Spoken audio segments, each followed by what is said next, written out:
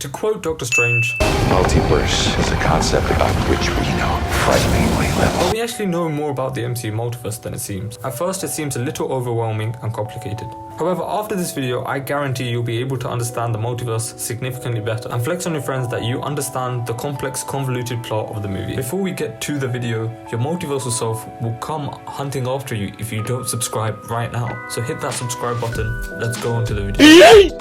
But before we can understand how the MCU multiverse works, the concept of time travel needs to be understood, so go check out that video. A multiverse is essentially a collection of universes. But how is another universe formed? It is formed when a different decision is taken that wasn't originally planned. I know that sounds confusing, but bear with me. I'm sure many of you have heard about Schrodinger's cat, a problem puzzling many physicists to this day. For those who don't know, it is a thought problem, where a cat is locked inside a box with many weapons that can cause it to die. But once this cat is placed in the box, you're not allowed to open the box, and then you're made to predict whether or not the cat will be alive at that given moment in time. Well, we're not going to be predicting whether or not the cat will be dead or alive, but I shall be using this concept to explain the multiverse. So let's say we have universe A. This is our universe, and in this universe, the cat survives. There is also the possibility that the cat could be dead at the exact same moment in time, and therefore, that eventuality leads to universe B. Now imagine this in a big scale with every decision you have ever made. On a scale hitherto undreamt. For example, in one universe, you decide to sleep in and you're late for work, but life continues as per normal. But in this other universe, you wake up early, and that causes all kinds of conflict. So the moral of the story is Wake up late and save the universe. This all stemmed from one decision. Both universes up until that point were the exact same, but one decision created a new branch universe. This is the exact same thing with the MCU. The best example of this is to use the different timelines that the Avengers visited in Endgame. Letting Loki escape with the Tesseract in 2012 caused a branch timeline to be formed, where the events post Avengers 1 would have played out differently, which is somewhat explored in Loki Season 1.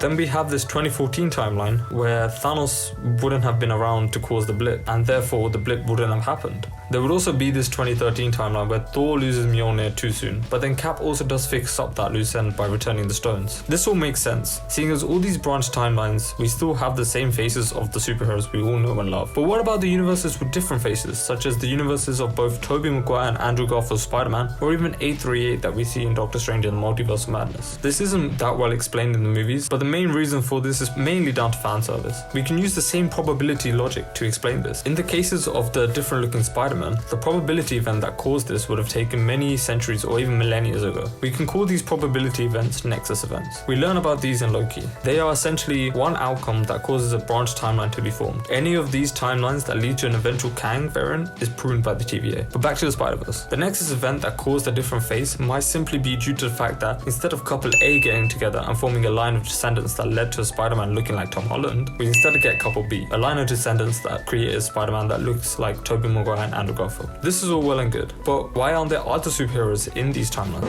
I was in the Avengers. The Avengers? Yeah. That's great! Thank you. What is that? Maybe the ancestors of all the other superheroes never actually got together, and therefore these other superheroes do not exist in that timeline. But what about a universe like 838 with a mix of similar faces and different faces? Well, there are two possible reasons. One being that all the familiar faces we see, such as Wanda and Doctor Strange, are beings known as Nexus beings. Nexus beings are people who have the ability to control and manipulate the flow of time, and so these people look the same no matter what universe they're in. The other being the fact that whatever event caused the mutants to be hidden in 616 didn't happen in 838, or the inverse. Then with Mr. Fantastic, we're still unsure as to who has been cast as the main 616 Reed Richards, so it's hard to explain any change there. Then with people such as Maria Rambeau at Captain Marvel and Peggy Carter Captain America, it is simply that this character was chosen to do the task that allowed them to be superpowered instead of the original count, which is the basis of the What If show. The second reason being simply the budget of the movie. It's easier to cast stars to play multiple roles in a movie than to have different actors portray the same character in the same movie. So how will this all play out in the future of the MCU? This will eventually lead to a showdown with Avengers fighting Kang. Check out this video to learn more about Kang. And then this will lead to Secret Wars, which is a massive crossover event which results in an incursion between multiple universes and then all of them fighting each other. Be sure to check out this video explaining what makes a good superhero movie. See you, chump.